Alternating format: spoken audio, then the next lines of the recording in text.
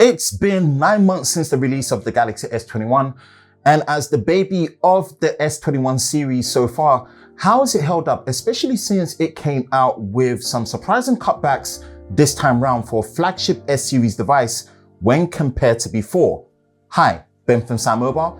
If you enjoyed new videos like this, then be sure to like, subscribe, and turn on notifications so you don't miss any new videos on YouTube with SamMobile TV.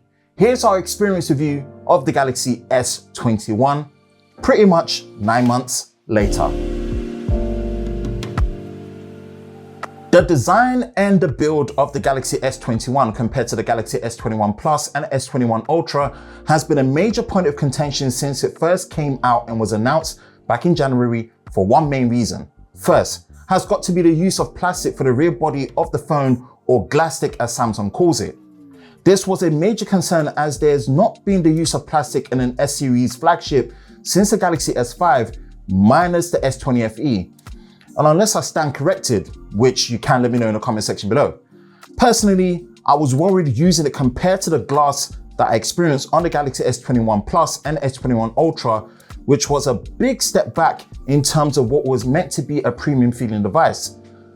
But in reality, I always forget that at the back is a plastic material. And again, not to give any excuses or pass to Samsung for using plastic, but honestly speaking, having used both the Galaxy S21 Plus and S21 Ultra extensively throughout the year, I have to say, this is some of the highest quality plastic I've seen used on a smartphone. So in a way, well done Samsung for pulling it off. Overall, the build and the design is as strong, elegant, premium as you would expect from an S series flagship. Cutback number 2 was on the display experience. Yet again, alongside the Galaxy S21 Plus, the Galaxy S21 is the first S series flagship since the Galaxy S5 without the option of a QHD resolution, even at 60Hz like you found with the S20 last year. At the screen size of 6.2 inches, I actually feel this cutback is not noticeable at all, which I did not find to be the same experience with the Galaxy S21 Plus. With the screen size at 6.7 inches, having QHD at that size would have been nice.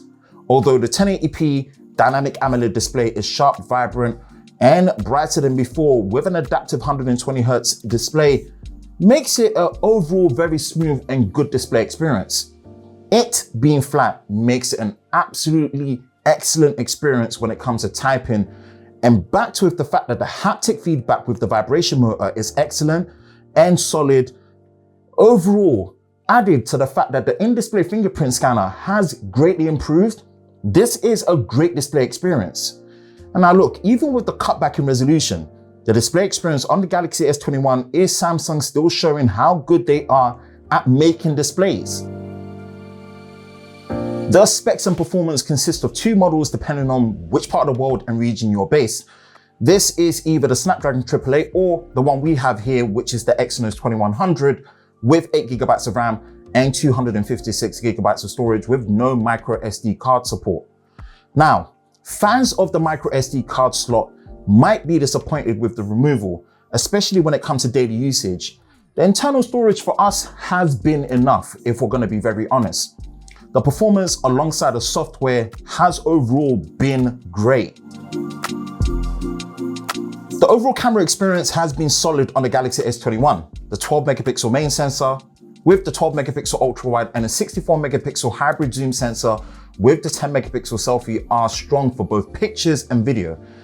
Although not much of a problem, we would have loved to have seen Samsung really using a true optical zoom lens in the future, which you'll find on phones like the Galaxy S21 Ultra.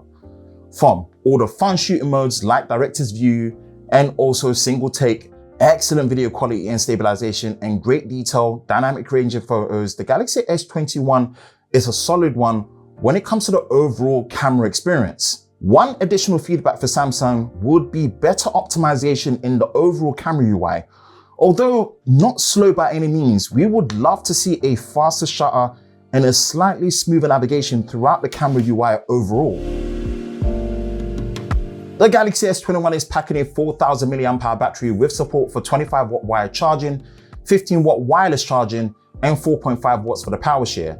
As we saw for the Galaxy S21 series this year, there is no charger in the box. So if you come from a model before the Galaxy S20 from previous years, then the maximum charging wide speeds that you have are going to be lower than what you can get. So you probably have to purchase your own charger. Charging to 100% battery is still slightly over an hour, but overall the battery life has actually been okay for the Galaxy S21. Nothing spectacular, but more than manageable for what it's packing. Earlier this year, I dubbed this the Disguised Fan Edition, and not getting the Galaxy S21 FE so far, this might be the standalone fan edition phone for Samsung's lineup. Let me know what you think in the comment section below. For the latest news in the world of Samsung Daily, be sure to follow us at SamMobile.com.